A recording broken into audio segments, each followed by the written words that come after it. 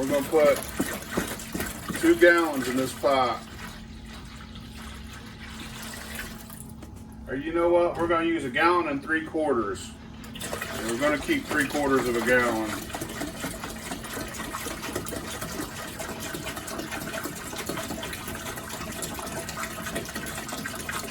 This is a New England IPA. I got this recipe off the internet, but I changed shit around a little bit. We got this little bag. It's pretty cool. All right, we got 2 1/4 pounds of U.S. Pale 2-row malt, 4 ounces of flaked oats, and 2.5 ounces of Cara Pils. All right, I'm gonna get my hops ready now. And so we're doing a 1 gallon batch. I'm not gonna mess around with none of that 40-minute boil, 30-minute boil. I'm gonna boil it for 90 minutes. I'm gonna boil my hops for 90 minutes. I'm gonna use 7 grams. 7 grams of Citra. And I don't know, if you don't have a scale, I don't know any other way for you to measure this. Here, I'll show you a way.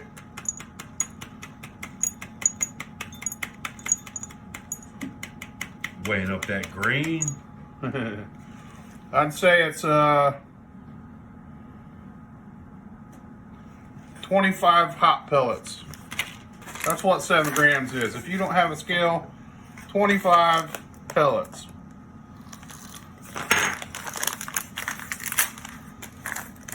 I'm using Citra, 7 grams of El Dorado,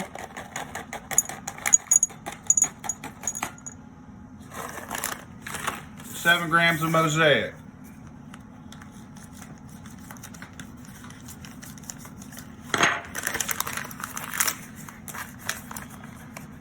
$25 pellets of each. Actually, these Mosaic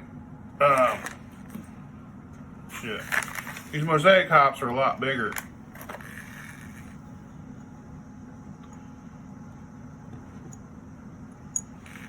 So I would say a couple less of those. That's good. That's good enough for me. That smells amazing. So we got Citra, El Dorado, Mosaic, and we're gonna do it for all the 90 minutes. We're gonna add it to our brew.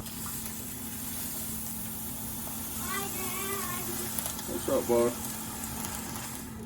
All right, for this one, fuck the brew bag. Put the grain right in. Fuck it.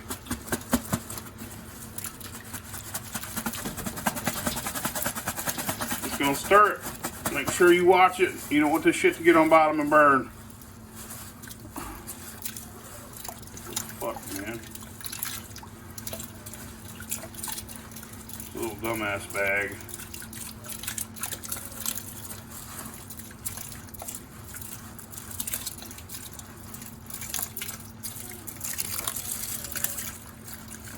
Put the grain and the hops all right in the batch. We'll just find something to scoop it out with later.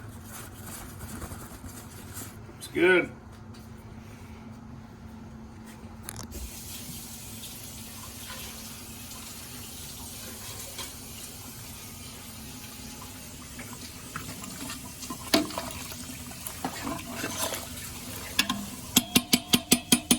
Once it starts boiling, it'll stir itself. I'd still come back in and stir it a little bit.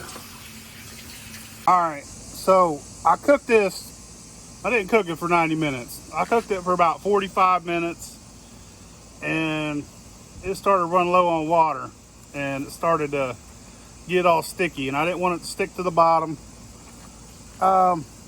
I'm honestly thinking that the 90-minute cook time is a little too much for 1 gallon batches. And I didn't add the gypsum or the salt. You're supposed to add a little tiny bit of gypsum, a little tiny bit of salt before you do it. I don't think they're necessary. It's either going to be good or it's going to be bad. This is, we'll call this PhilBilly's Lazy Ass New England IPA. This is our yeast. It's what we're gonna use. Sprinkle this right in your brew. You ain't gotta, this is done cooled down. It's room temp.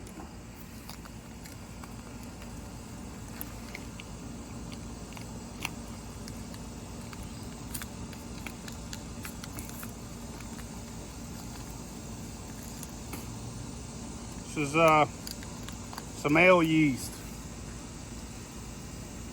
Sprinkled in there like that. And yeah, we're gonna use the whole thing, even though you could use this for a 5-gallon batch too. It'll be all right. And we're gonna shake the shit out of it.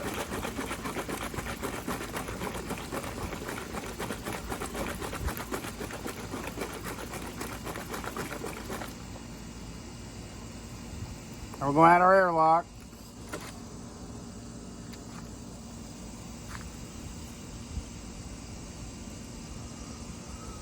We'll add a little water to it. This old ass airlock, I think it's older than I am. I got a buddy that's in his 60s. He gave me a shit ton of airlocks. And they're all yellow looking, stained up. 2 weeks, we'll have beer. All right, we're gonna move our New England IPA into a carboy. We're gonna let it sit for about a day, and then we're gonna add some sugar, some corn sugar, and then we're gonna bottle it. All right, we're gonna bottle our IPA. First, we gotta put our priming sugar in. We got 15 grams of priming sugar, which is equal to, I'd say, a tablespoon and a quarter of a tablespoon, or 1 tablespoon and 1 teaspoon. Corn sugar, dextrose, priming sugar, whatever you call it. 15 grams, or a tablespoon and a quarter tablespoon, or a tablespoon and a teaspoon, Or 4 teaspoons.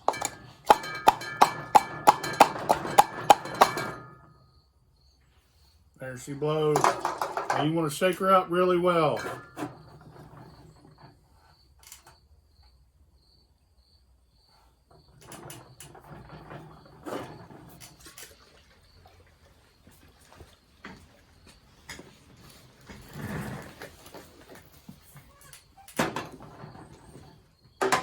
Looks pretty.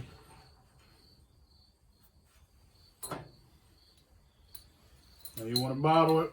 We got this siphon. We're going to siphon it directly into bottles. We don't need no bottling bucket. If you got a bottling bucket, feel free to use it.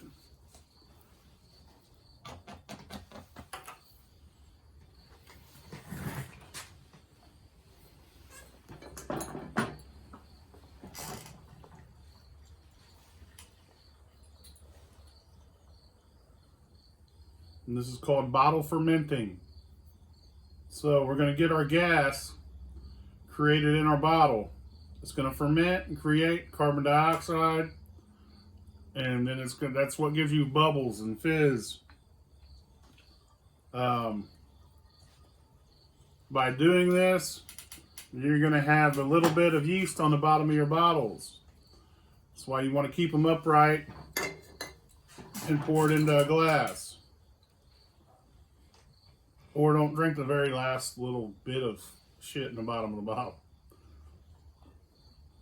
If you like craft beers, then you know this process. Or any beer that's not made by some cheap ass company that uses rice to make beer.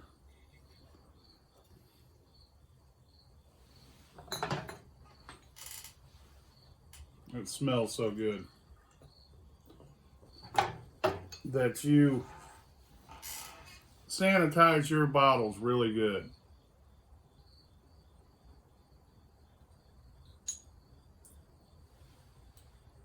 Even if they're brand new. So we just got over 5 bottles of beer out of that. 16-ounce bottles. We're gonna let it sit and for 2 weeks. And then we're going to try it out. Hopefully we get some fizz. All right, we're going to try this New England Lazy Ass IPA. The way we made those beers. Ooh, that's a good pop to it. The way we made these beers, it's not traditional, but it works. There ain't much about us that's traditional. It's not, I mean, it's just the way I figured out how to make beer, easy, small ass batch. Usually you want to do it a little different. I'll make a full batch beer video and show you how they traditionally make beer. It smells good. Look how bubbly that is. It smells just like IPA. Oh, dude. That's not even hoppy. That's like a lager, bro. Like a lager IPA. It's hoppy. I know It's not hoppy at all. we got different hoppy levels. It's hoppy. It still tastes like an IPA. Bro, it's so smooth and clean and crisp. But it still has that IPA taste to it. But it's really dry.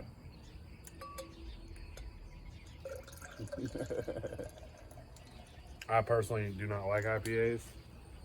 Dude, this is nothing like a traditional IPA. I'd say it was like a traditional IPA. And I know it's the New England's a little mellow, but this is so mellow.